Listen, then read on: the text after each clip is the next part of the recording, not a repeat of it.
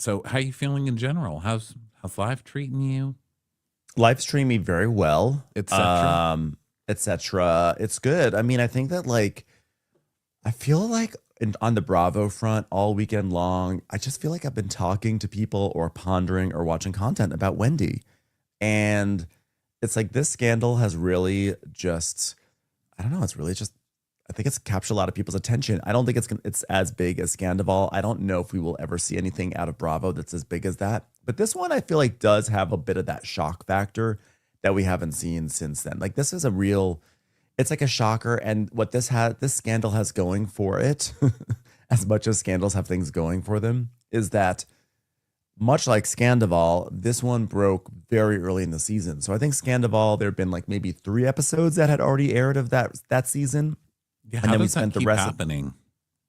I don't know, but we spent the rest of the season looking for like breadcrumbs and Easter eggs and signs. And what's going to be, I think, really captivating about this season of Potomac is we're going to obviously be watching it with that POV of like Wendy and Eddie and like, you know, like the things that they say that are damning, etc., the signs that were there under our noses.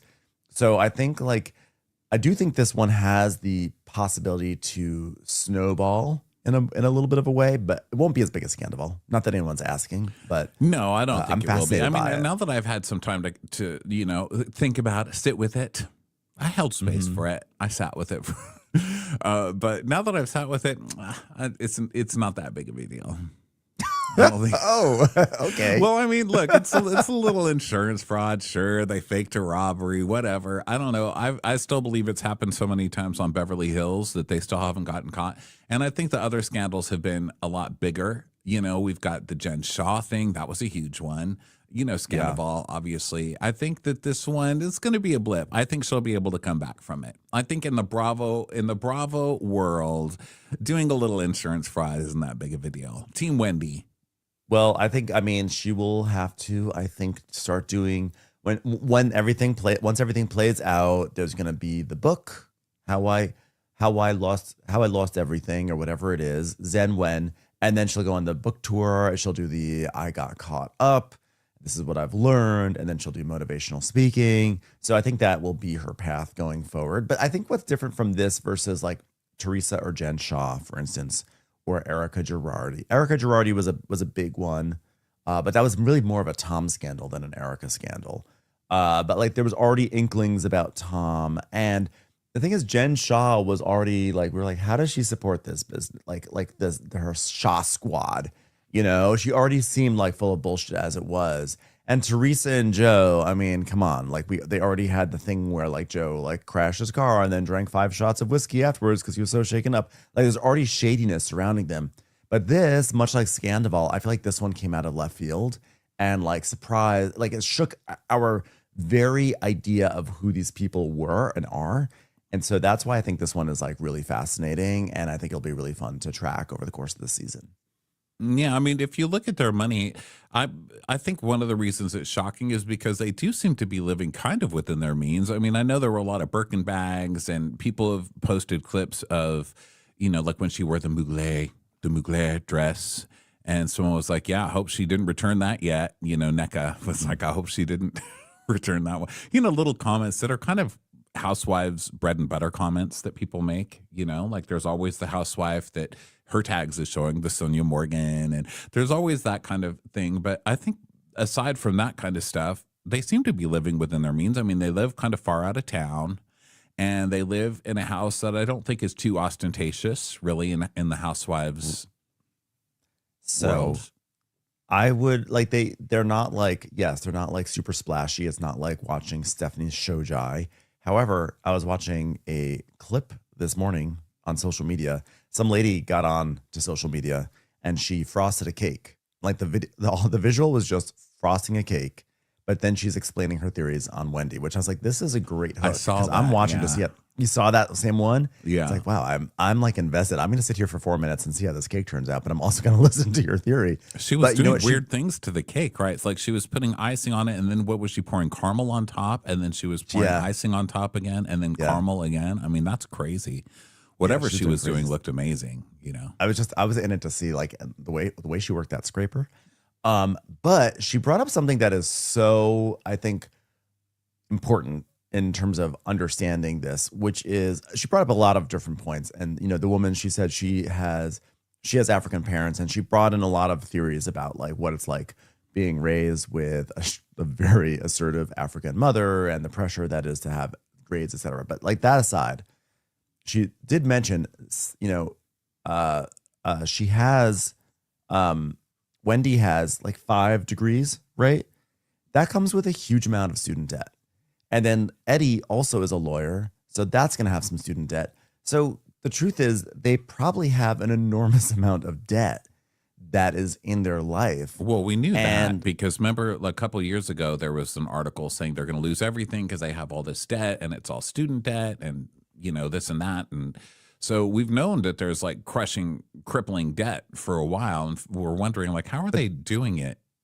But that's why I guess I'm bringing that up, because it's like, it seems like they live within their means. It's like, yes, it seems that way, but like, that's not taking into account that you have 5 degrees worth of debt. Yeah. And on top of that, this person was also theorizing, when like there's a lot of pressure to send money back to the family in like Nigeria and yada yada. I can't speak to that, and if that is actually a reality in their life, but like that could be something else. But like at the very least, they definitely have a huge amount of student debt. So even them living within their means is still probably them being in the, is it the black or the red? When are you in debt? Red or black?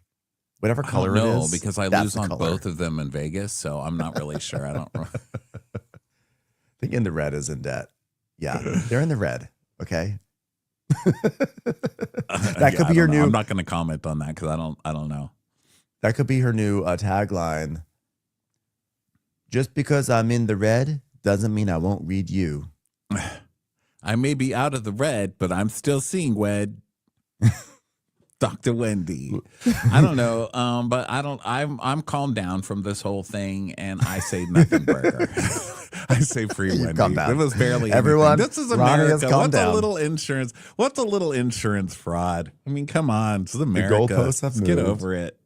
I just love, guys, America. I just want you all to know, I'm calmed down. It's okay. I'm calm about it. It's not one of those that's like really sticking in my craw that I'm like, oh my God, I can't believe this about Wendy. Oh. I got over the initial shock, and then I was like, You're desensitized. Who hasn't pretended? But I mean, here's the thing though. Here's what the most shocking thing about it is how dumb they are. Like they were literally so stupid about the crime. They made no planning. They went to, I think, were they in Jamaica? I think they were in Jamaica on vacation. They were somewhere on vacation. And they decided to fake this robbery. So they reported all the stuff that was missing that was actually returned to stores. So first of all, that's extremely stupid. Like, duh. I mean, that's an easy thing to follow, especially because receipts are emailed, stuff like that. Then Eddie sent her an email that said, hey, I need to add more stuff to this list. Do you have any more high-priced items that we can add to this insurance list? Because I want to max out the coverage. I want to max out the policy. So that was extremely stupid. They also have ring cams and a security camera.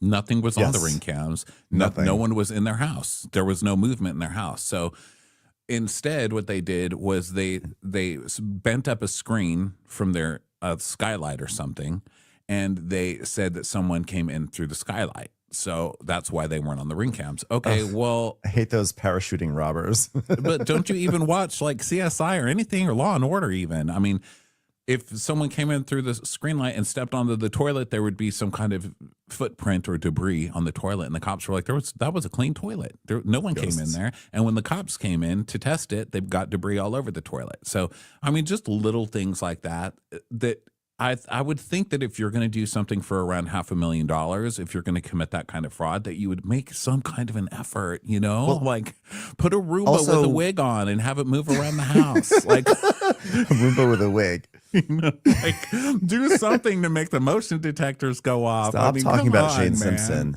But the thing is, also, like I did not know about this Skylight thing. But what's also hilarious about it is they okay, so a robber somehow descends on the house.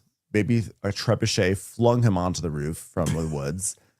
And he goes in through the skylight. He gathers all these items. And now this, like, the Hamburglar with his sack on his back of goods now has to somehow ascend back up through the skylight and get out because, like, the motion didn't detect anyone coming in or coming out. Unless that so they person got all that stuff, did like a right. full-on parasite and went on and just barricaded themselves into the basement. Like, what? This is so lazy. I have to say, this does not bode well for cannabis company owners because the only way I can imagine they hatch this plan, these two very smart people, is if they were high as fuck. I'm sorry. Like, this is a high-ass plan, and they probably did it, and then they're like, fuck, we just committed insurance fraud. Gotta commit to the bit now. Yeah, I guess. Yeah, so that was the most shocking part to me. It was just the lack of art in the finesse pull off. Like, where is the art here, people? Come on.